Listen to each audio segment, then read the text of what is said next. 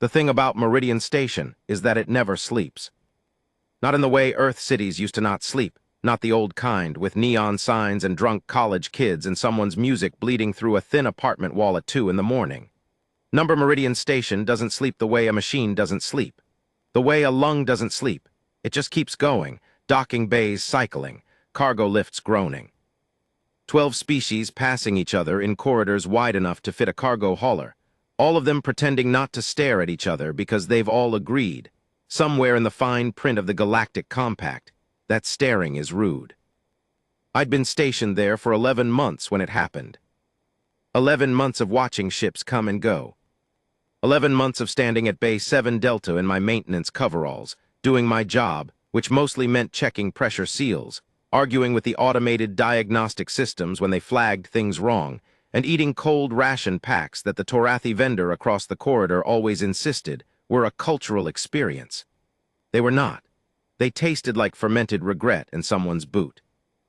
My name is Corvin Ash, formerly Sergeant First Class, 4th Expeditionary UEC Armed Forces, that's United Earth Coalition for anyone who doesn't follow that sort of thing. I got out after 8 years. Not discharged, not dishonorably, just out. Tired. You reach a point where you've seen enough of what humans can do to each other, and you decide maybe it's better to go somewhere quiet and fix pressure seals for a living. Meridian Station is not quiet exactly, but it has a particular kind of noise that stops feeling like noise after a while. It becomes texture, background, like static you tune out until you don't hear it anymore. I was good at tuning things out by then. That's probably why I noticed the ship before anyone else did. It came in wrong. That's the only way to describe it. Ships don't just come in wrong at a station like Meridian. The approach corridors are automated. The traffic management AI has like 17 redundancies. And if your vector drifts more than 3 degrees, you get a proximity alert before you've even thought about being a problem. But this ship came in wrong. It was a Class 6 courier vessel, small, fast, built for 1 or 2 passengers, not cargo. The kind of thing diplomatic couriers use, or private security firms, or people who have a lot of money and want to get somewhere quickly without leaving a footprint.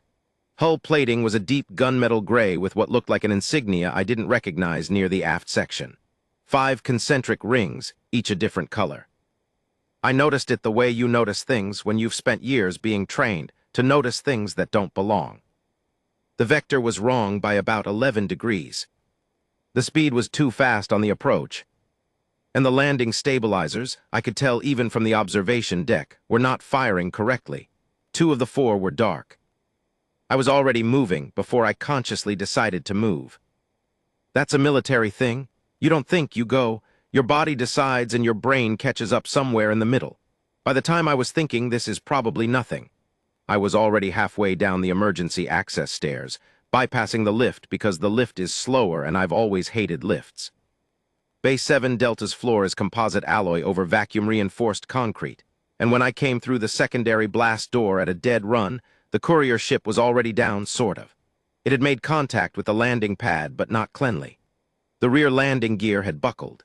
The ship was tilted maybe 15 degrees nose up, and a thin line of blue-gray smoke was coming from somewhere near the port stabilizer housing. Blue-gray smoke on a Vethani-built vessel is not normal smoke. It's a sign that the containment cells for the navigation core are venting, which means if you leave it alone long enough, the whole thing lights up like a second sun in a sealed landing bay. I keyed my comm. Control, this is Ash at 7 Delta. We've got a hard landing, possible NavCore vent. Request emergency suppression and medical standby. Copy, Ash. Suppression team is... There was a pause. The kind of pause that means someone on the other end is dealing with 3 things at once and you're the least of their problems. 7 minutes out. 7 minutes. If the containment cells went critical in that time, 7 minutes was 7 minutes too long. I grabbed the emergency kit from the wall mount. It's standard in every bay, fire suppression foam, basic med kit, crowbar, exo-rated gloves, and I went to the ship. The access hatch was on the upper side because of the tilt, which was inconvenient. I used the landing strut as a climbing point, got my hands on the manual release lever, and pulled. The hatch cycled open with a sound like a pressure cooker giving up, a long, exhausted hiss, and a wave of hot air hit me in the face. Hot and something else, A smell I didn't have a word for. Sharp and electric and faintly sweet, like ozone and something floral, and something underneath both that I couldn't identify. I pulled myself in. The interior of the courier was small, the way all small ships are small. Everything crammed together, every surface doing 3 jobs, panels and displays and storage compartments layered on top of each other. The main passenger cabin was maybe 3 meters by 4, with 2 seats facing forward and a narrow equipment locker along the back wall. There was a body on the floor. I say body because that's what my brain registered first. Then I registered that it was moving, barely, but moving. She was and I say she because that's what I understood later, though in that first moment I was just processing what I was seeing. She was tall. Even curled on the floor I could tell she was tall. Probably a head taller than me if she stood up, and I'm not short. Pale skin that had a faint undertone of something almost silver, the kind of coloring you see in maybe 2 or 3 species in the compact, most of them from star systems that orbit dimmer, cooler stars. Her hair was dark, not human dark, but truly dark, like light didn't quite bounce off it correctly, like it absorbed it. Long, tangled now spread across the floor around her head. She was wearing what had been, very recently, extremely expensive clothing. I could tell by the material I grew up poor, but you learn to recognize wealth. It has its own texture. Some kind of formal garment, dark green layered over black, with detailing that looked like it had been individually placed. A rank marking, maybe, or ceremonial decoration. It was torn at the shoulder, burned partially on the right side. Her eyes were open. That was the thing that hit me. She was looking at me, and they were the wrong color, not dangerously wrong, just not any color I'd cataloged. Something between amber and silver, like old copper catching firelight. She said something. I didn't speak her language. I speak standard galactic, which is what it sounds like, the pigeon trade language that everyone learns when they want to function in the compact. And I speak passable Torathi because you kind of have to if you want to get anything done in a lot of sectors. But whatever she was speaking wasn't either of those. It was something older sounding, formal. The words had weight to them. Then she switched. The transition was seamless, like flipping a switch. Human, her standard galactic was accented but clear. The drive core, you must. She tried to move, made it about 6 inches. Then her face did something complicated and she stopped trying. Don't move, I said. I've got you. Where's the core vent switch? She blinked, slowly, like the motion cost her something. Starboard panel. Below the secondary display, 2-press sequence, yellow then red. I crossed to it in 3 steps, found the panel, pressed yellow, pressed red. A sound from somewhere in the ship's guts, like something exhaling, and the thin blue-gray smoke started slowing. Not gone, but controlled, contained. Good, she said from the floor. Don't talk, I said. I was already opening the med kit. I need to know what's compatible. I've got basic triage supplies, human standard if you need. Veth7 amino structure, she said. Similar enough. Close enough to human biology to use human standard supplies without it killing her. I filed that away and moved to her side. Her injuries were visible, not all of them, but enough. A deep laceration along her right side that had burned at the edges, energy weapon. I've seen that before. The shoulder of her garment was torn where something had impacted, and when I carefully pulled the fabric aside, I found a bruise the color of deep water spreading wide. Possibly cracked ribs. Her breathing was controlled but shallow. The controlled kind is worse, actually. It means someone who's used to pain, who's learned to manage it, not hide from it. This is going to hurt, I said. It already hurts, she said, with a precision that almost made me laugh. I started with the laceration. Sealed it with the bonding foam, not ideal, not sterile, but it slows bleeding, and that was the priority. She made no sound. 0. I've treated soldiers who cried getting a splinter out. She made no sound while I sealed a wound that had to feel like someone dragging a hot wire across her ribs. Can you tell me what happened? I asked while I worked. Silence for a moment, not the silence of someone who doesn't understand, the silence of someone deciding how much to say. My ship was intercepted, she said finally. In the Cathara approach corridor, 3 vessels. They disabled my escort. She paused, and something moved across her face that might have been grief or might have been fury, and I couldn't tell which, before I could reach station jurisdiction. Someone tried to take out your ship. They were not trying to take it out, she said. They were trying to take me. I kept working. Stabilized the ribs as best I could with a compression wrap. Not perfect without imaging equipment, but better than nothing. "What's your name?" I asked, not protocol, just a human thing. You want to know who you're kneeling on the floor with. Another pause. "Saren," she said. "Saren," I repeated. "I'm Corvin. I'm going to get you out of this ship before that core decides to give us trouble again. Can you move at all if I help you?" She assessed herself in a way that was almost clinical. Checked her own body the way a mechanic checks an engine. "If you support the right side," she said. "Yes." Getting her out of the tilted ship through the upper hatch while supporting her right side and managing a med kit is one of those experiences that sounds simple when you describe it, and is, in practice, like solving a puzzle inside a heated metal box, while someone occasionally tries to set the box on fire. We managed. She moved with a controlled precision that, even injured, made it clear she knew what her body was doing. There was training in her movements, the kind of training you only get from somewhere serious. When we dropped down from the hatch to the landing pad, she landed on her left side and stayed upright, and I saw her do a quick internal calculation and then accept the pain and continue. Just like that. The suppression team arrived about 90 seconds later, 6 people in fireproof gear, dragging hoses, looking extremely urgent and extremely late. I didn't say anything about that. 7 minutes is 7 minutes. The medical team came about a minute after that. Here's where it got complicated. One of the medics was Torathi, round, brown-plated, efficient, perfectly competent. He took one look at Saren and stopped walking, just for a second, just long enough. Then he started moving again, and he was very professional about it, but I caught it. The other medic, human, young, didn't catch it, or pretended not to. They set up a portable triage station on the bay floor, and I gave them the basic rundown energy weapon laceration, sealed with foam, possible cracked ribs, compression wrap, Veth7 amino structure, compatible with human standard supplies. They took over, professional handoff. She let them work on her, but she watched me the whole time. Not clingy, not scared, just watching like she was cataloging me. I stepped back to give the medics room, and the Torathi one caught my eye.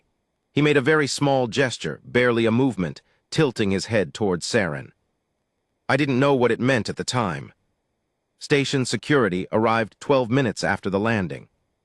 Usual protocol, any unusual docking event gets a security review. Any weapons discharge anywhere in the system gets flagged. Any damaged vessel with signs of combat engagement gets a full incident report filed. The officer who came to 7 Delta was someone I knew by sight. Lena Caro, mid-40s, ex-compact fleet, ran a tight operation. She was good at her job in the way that slightly irritating people are often good at their jobs, meaning she paid attention to things you hoped she wouldn't. She took one look at the ship. Then she took one look at Saren, now sitting upright on the portable med table with a new wound seal on her ribs, and the expression of someone who has decided to be patient about a situation she finds inconvenient. Caro's face did something I'd never seen it do, which is go very still and very careful. She looked at me. "Ash," she said slowly, "who did you say this was?" "I didn't," I said. "She gave me a first name, Saren." Caro looked back at Saren. Something was happening here that I was missing, and I could feel the edge of it, like a sound too low to hear, but you feel it in your chest. "Do you speak standard?" Caro asked her. "Fluently," Saren said. "Also Torathi, High Cathari, Meridian trade dialect, and 3 others currently considered extinct." She said it without a hint of showing off, just information. Caro blinked. "Can I ask?" she started. "No," Saren said, not rudely, not harshly, just with a certainty that closed the question like a door being shut. Then something happened that I still think about. Saren looked at me again, just at me. "He knows nothing," she said to Caro quietly. "He found me in a damaged ship and treated my wounds. He did not know who I was. Whatever protocols you're beginning to think about running, he's not part of them. He's a maintenance worker who acted correctly."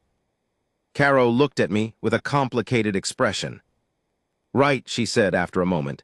"Ash, you're done here. File your incident report through standard channels." "Sure," I said, and I should have left. I didn't leave. I stood there with the emergency kit still in one hand, and I looked at this woman sitting on a med table in a torn ceremonial garment with a burn-sealed wound on her ribs. alone in a landing bay with people who were clearly starting to be very careful around her. And something in me, the part that 8 years of service built and never quite dismantled, said, she came in here alone. Saren, I said. She looked at me. Is there someone I can contact for you, family or whoever you came here with? The something that moved across her face this time was different from the grief or fury. It was smaller, more private. My escort is gone, she said. I know I meant someone you trust. A pause that lasted long enough that I started to think she wasn't going to answer. Not on this station, she said. I nodded. Okay, I said. And I filed that away, and then I actually left, because Caro was giving me a look that suggested my continued presence was becoming professionally inconvenient. I filed the incident report, went back to my quarters, which on Meridian Station means a 10-by-12 room with a bunk, a locker, a desk built into the wall, and a porthole that looks out on the maintenance corridor instead of space, which I've made peace with. Ate something, tried to sleep. Didn't sleep. The thing about 11 months of pressure seals and cold ration packs is that it starts to create a kind of flatness. Not unhappiness exactly, just flatness. Like the texture has worn off things, and you're going through motions, and the motions are fine, and you've made peace with them, and that's enough. I kept thinking about the Torathi medic's expression when he first saw her. That half-second where something he recognized made him stop. And Caro's face going careful. And the 5 concentric rings on the ship's hull, each a different color, which I had looked at and filed away and not researched because it wasn't my job to research insignias. It was my job to fix pressure seals. I sat up at some point in the hours before dawn. Meridian Station runs on a standard 26-hour cycle, mimicking an average of several member species day lengths, and pulled up the public Galactic Compact database on my desk terminal. Searched for 5-ring insignia, diplomatic vessel compact registry. The first result came back in about 3 seconds. I looked at it for a long time. The Vethani Imperium is if you don't follow galactic politics, and most people working maintenance jobs on transit stations don't, because why would you, one of the oldest continuous governing bodies in the compact? Not the largest, not the most militarily formidable in raw numbers, but the longest running, which in political terms means something different and something more significant. They've been around for something like 4,000 years by human reckoning. They survived 2 fracture wars, the collapse of the Cathari roots, and whatever happened in the silenced reaches about 800 years ago that nobody outside the upper compact echelons will confirm the details of. They govern 5 star systems, hence 5 rings. The Imperium is currently, according to the compact public registry, last updated 3 standard months ago, led by the Empress Regent, a position that passes through a specific lineage and carries authority over all 5 worlds. The current Empress Regent is listed as Saren V. Thal, first of her name, holder of the compact seat for the Vethani, keeper of the 5 systems. The entry had an image. It was her, uninjured, in the full formal version of the garment that was currently sitting in a Meridian Station medical bay in pieces, with that dark hair down, and those amber-silver eyes looking at whatever the photographer had asked her to look at. Saren. I'd told her my name, and she'd given me a first name. The Empress of 5 worlds had been lying on the floor of a downed courier ship, and she'd given me a first name. I sat back in my chair and I stared at the ceiling of my 10-by-12 room and I thought, well, that's a thing. I showed up for my shift the next morning like nothing had happened, because nothing had technically happened to me. I had fixed pressure seals, and there had been an unusual incident at Bay 7 Delta, and I had filed the report, and that was the end of my involvement. Except Caro found me at 600 in the corridor outside the crew cafeteria, and her face had the expression of someone who has had a very long night and has come to a decision they don't entirely love. Ash, she said. Caro, I said. Walk with me. We walked, through the main transit corridor, past the Torathi vendor who was setting up for the morning.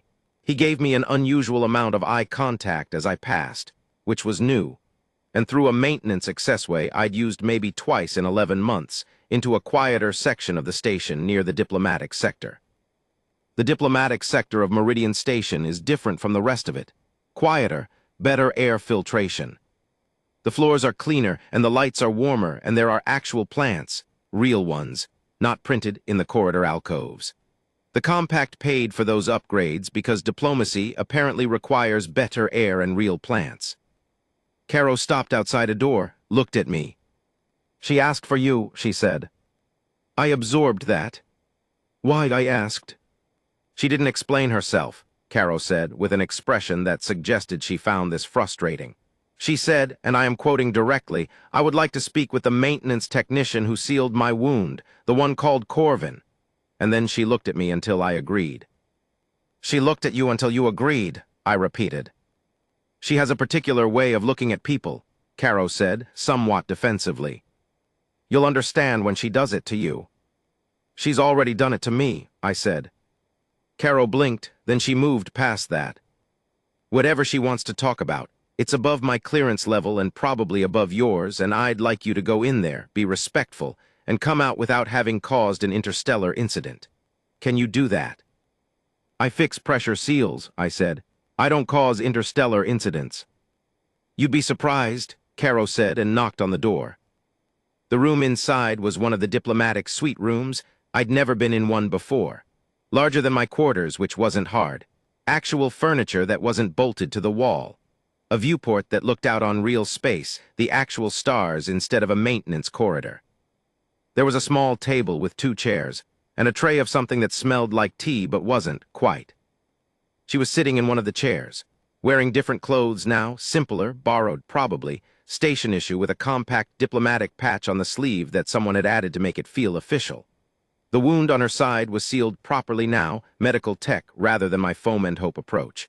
She looked less like someone who had almost died in a landing bay, and more like someone who had decided to be here. She gestured to the other chair. I sat down. "Corvin Ash," she said.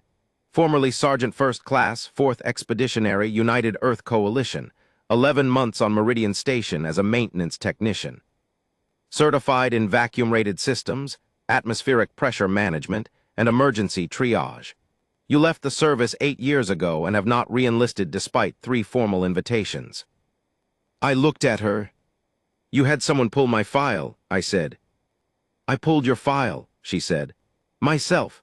I asked for station network access and the security officer, Caro, provided it, because I asked and she apparently finds it difficult to say no to me when I ask for things."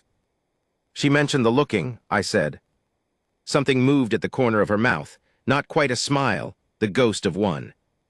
"Sit," she said, though I was already sitting. It was a kind of reflexive thing, I think, the grammar of someone who gives instructions as a matter of course. "I know who you are," I said. "I looked it up." "I know," she said. "Caro mentioned you'd access the public registry. I'm not concerned about it. I would have told you eventually." She paused. "You did not behave differently when she told you." "I didn't know when I was treating you," I said. "And by the time I knew, the treatment was done.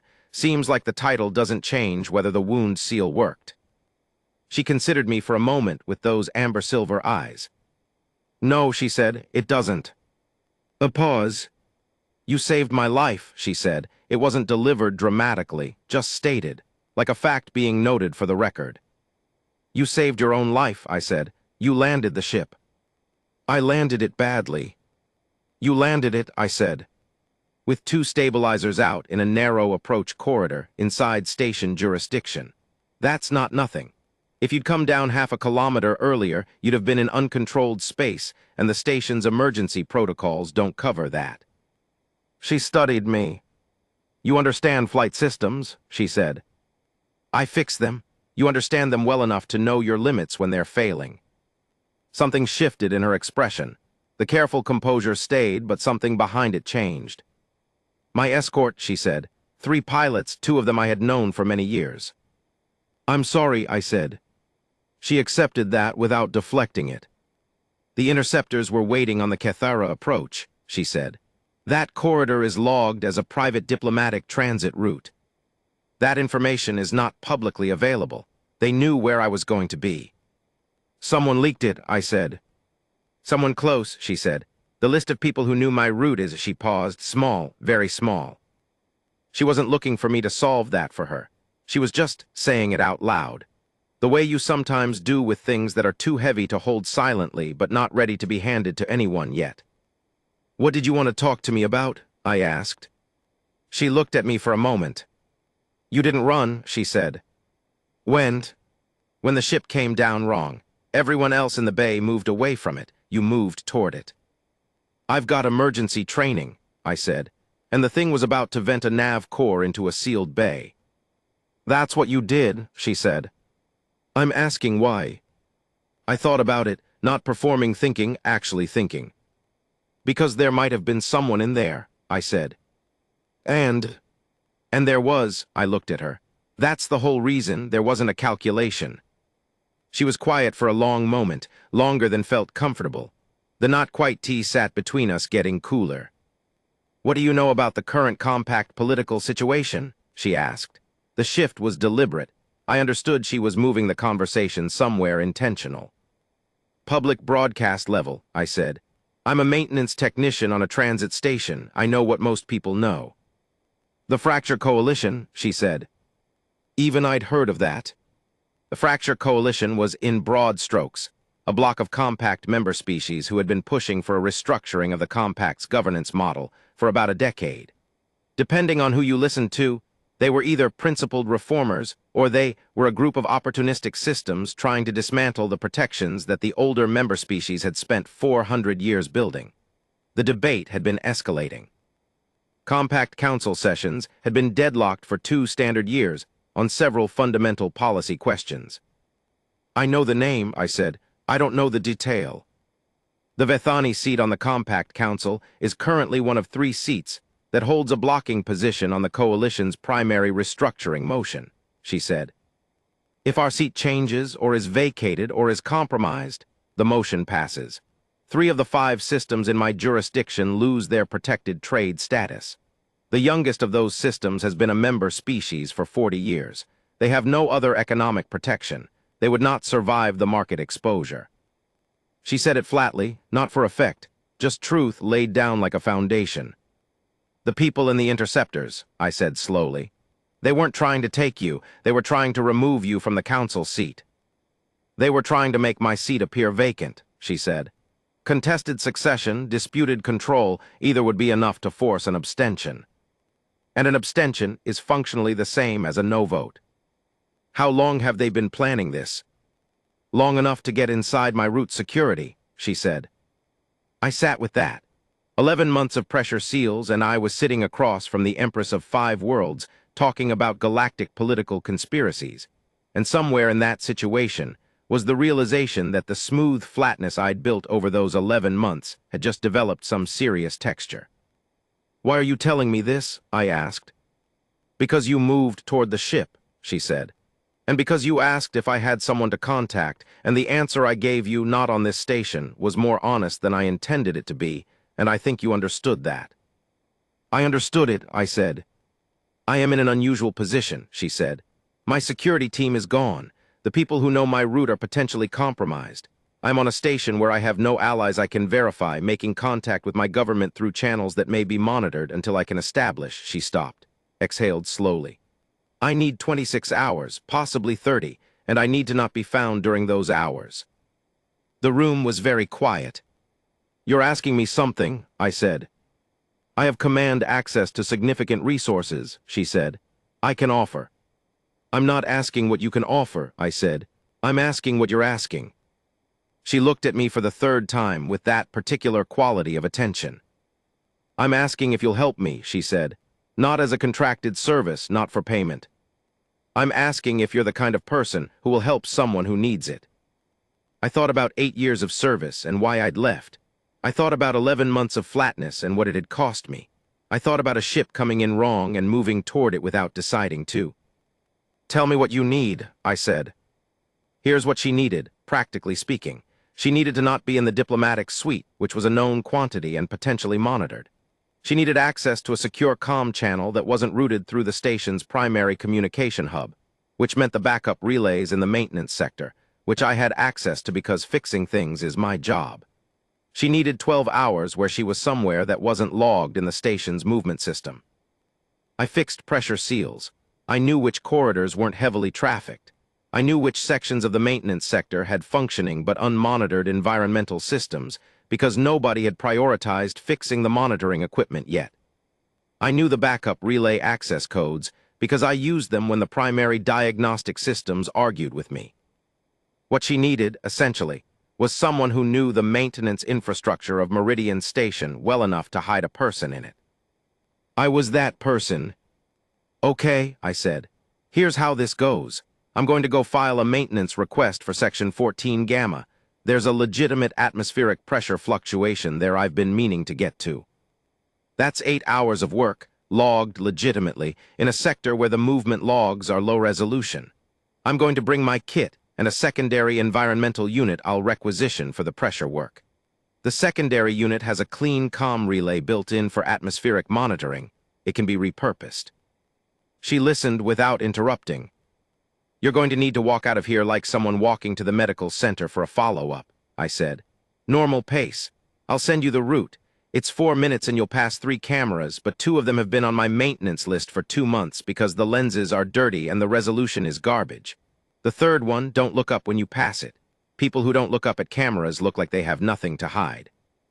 People who actively avoid cameras look like they're avoiding cameras. You've done this before, she said. Not accusatory, just noting. I've done field security work, I said. Different context, same principles. She stood, smoothed the station issue clothing in a gesture that was habitual, the kind of thing you do when you're used to formal garments and haven't fully adjusted to something simpler. A very small, very human kind of gesture.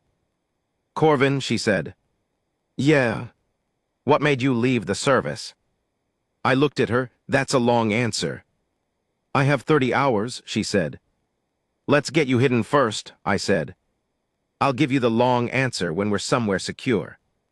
Section 14 Gamma smells like recycled air and metal, and the specific kind of dust that accumulates in maintenance corridors.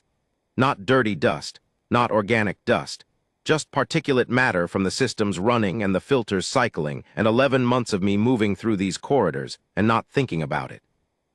It's one of my favorite places on the station, which tells you something about how I'd been living.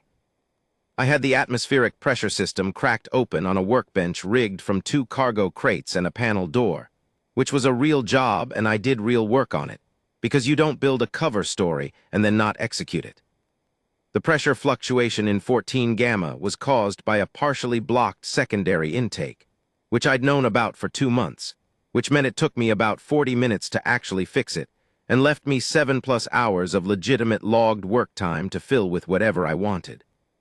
She sat on a 3rd cargo crate I'd arranged, back against the wall, watching me work. Not talking. Not in an uncomfortable way, in the way of someone who knows how to be somewhere without making demands on the space. I worked. After about an hour, I said, 8 years in the military and you accumulate a specific understanding of things, what humans are capable of, the good and the other kind. I got to a point where I could predict both too well. Where I'd see a situation developing, and I'd know exactly how it was going to go, and it was going to go badly, and I'd understood the machinery of it so completely that I couldn't pretend I didn't understand it. She was listening. I kept my eyes on the intake assembly. The 4th Expeditionary was assigned to a contested zone, I said. Resource dispute between 2 compact member species. We were there as a neutral peacekeeping presence, humans, because we were the ones who didn't have a historical stake in the dispute, and because Earth was trying to demonstrate our value to the compact. We did our job. And then someone up the command chain made a call that I thought was wrong, and I said so, and they explained to me very clearly that my understanding of wrong was not the relevant variable. What happened, she asked. The thing I thought was going to happen, I said. And afterward there was a report, and the report described it differently than it occurred, and I signed the report because that's how the machinery works. Silence. I left because I couldn't figure out how to stay without becoming something I didn't want to be, I said. That's the long answer. That's not a long answer, she said. That's a precise answer. I looked up from the intake assembly. What about you? I asked. How do you become Empress at? I stopped. I don't know how old you are. Old enough to have been preparing for this role since I was young enough to find it overwhelming, she said. The succession it's not like the old human monarchies. It's not purely hereditary. There's selection and training and a period of observation that lasts several years. I was chosen when I was what you'd consider a teenager. By the time I held the seat, I was ready. But she looked at me with something that might have been surprise at the question. But nothing in the preparation, she said carefully, adequately covered the weight of the actual decisions. You can practice governing. You cannot practice governing these particular people in this particular moment when these particular consequences are on the table. No, I said. You can't. How do you make a decision? She said, and this wasn't rhetorical, there was something genuinely searching in it. When you can see all the ways it could be wrong and you have to make it anyway. You make the one you can live with, I said, and then you live with it. She was quiet for a long time after that. The backup relay in the secondary environmental unit had good reach, better than I'd expected, actually. She used it in the early hours, sitting with the unit on her lap and speaking in a language I didn't understand quietly for about 30 minutes. I stayed out of hearing range, not as a courtesy gesture, but because it was clearly private, and because whatever she was transmitting was nothing I needed to know. When she was done, she sat for a moment with her hands in her lap and her eyes on the middle distance. My government knows I'm alive, she said, and where I am, they're sending a verified secure escort. It will arrive in approximately 22 hours. Good, I said. The interceptors, she paused. We've identified a likely origin. The Fracture Coalition has an aligned faction that has moved beyond political advocacy. She said it like each word was being weighed. This is the first time they've moved against a person directly. Escalation, I said. Yes. Which means it won't be the last time. No, she said. It won't. We sat in Section 14 Gamma with the sound of the atmospheric systems running and the lights at maintenance level amber, which is dimmer than the main corridors. And I thought about a ship coming in wrong and moving toward it, and how you don't know what the inside of a decision is until you're already past it.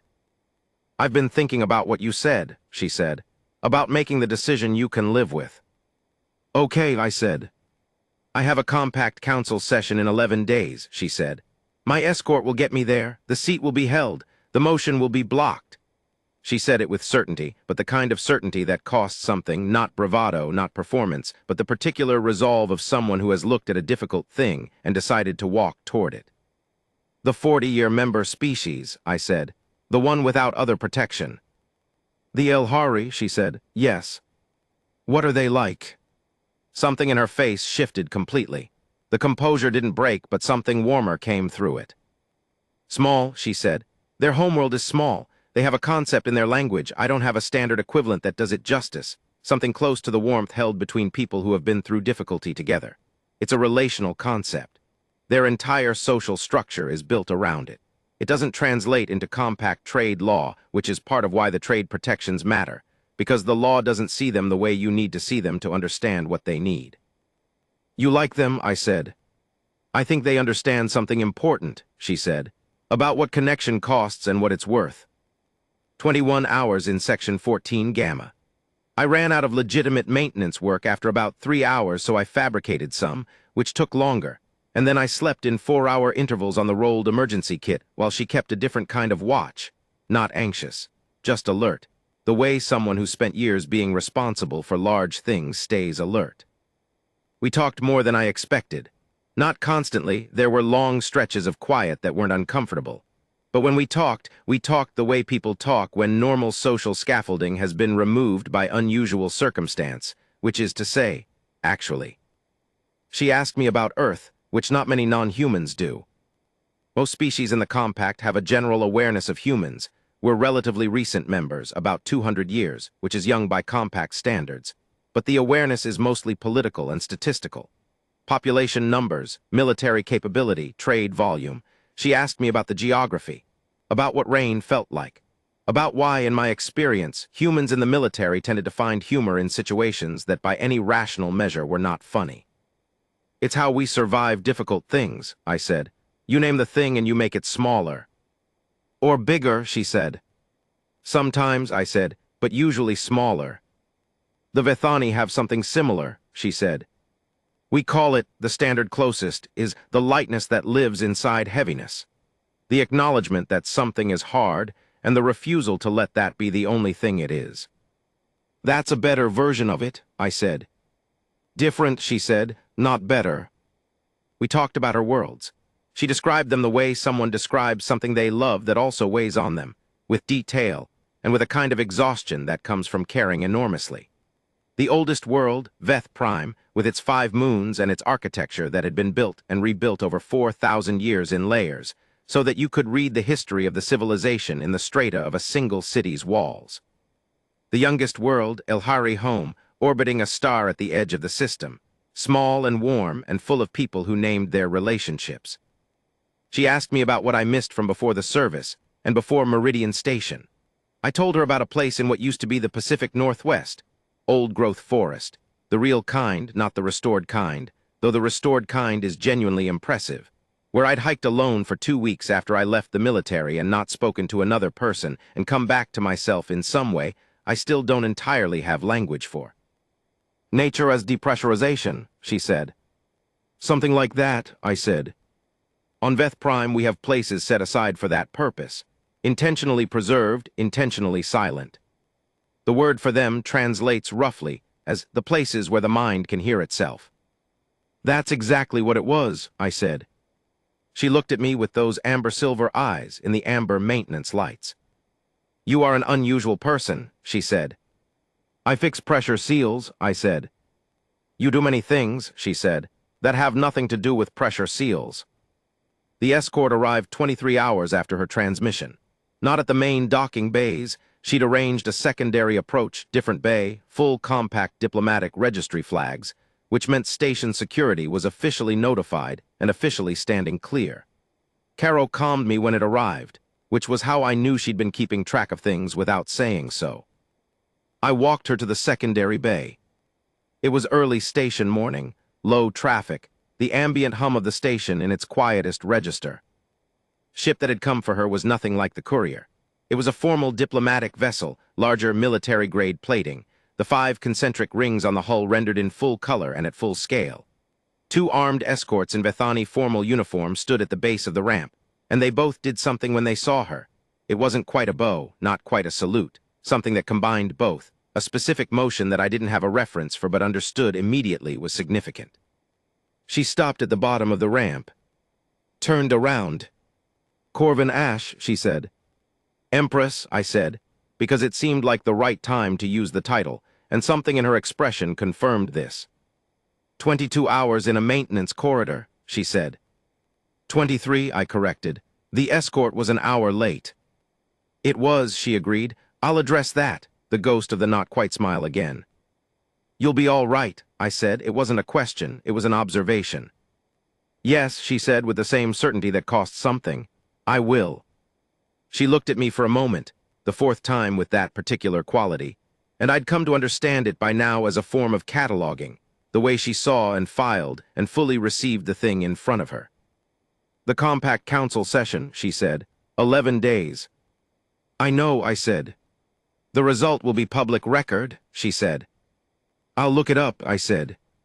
Yes, she said, you will. She turned and walked up the ramp, and the 2 escorts followed, and the ramp sealed, and I stood in Bay 9 Theta and watched a diplomatic vessel pull out cleanly, all stabilizers firing, the right vector, the right speed, moving away from Meridian Station into the dark between stars. I stood there a little longer than was necessary. Then I went to fix a pressure seal in Section 22 Alpha that had been on my list for a week and a half. 11 days later, I looked up the compact council session result. The vote was logged per public record. Restructuring motion 7 Gamma failed, blocking vote maintained. Vethani seat, present and voting. Saren Vethal, first of her name, holder of the compact seat for the Vethani, keeper of the 5 systems, had made it to the session, had held her seat, had cast her vote. The Elhari's protections remained intact. I read the public record 3 times, which is 2 more times than was necessary. Then I closed the terminal and went back to work. But here's the thing I keep coming back to, the thing I can't set down. She said the Elhari have a concept, no standard equivalent, something close to the warmth held between people who have been through difficulty together. I think about that now when I walk through Section 14 Gamma, which I do more than I used to. I think about maintenance lights at Amber and the sound of atmospheric systems and 23 hours of talking to someone who carries 5 worlds and asked me what rain felt like. I don't know what the Vithani word is for what I'd call that, but I think I understand why they needed one. A maintenance technician can tell you exactly what's wrong with a ship from the sound it makes on approach. He can tell you which stabilizers are failing, how much time you have before the core vents, whether the landing will hold. What he can't always tell you is what he's walking toward when he moves toward the problem. Sometimes it's just a pressure seal, sometimes it's the person inside. And sometimes the difference between those two things is what the rest of your life turns on.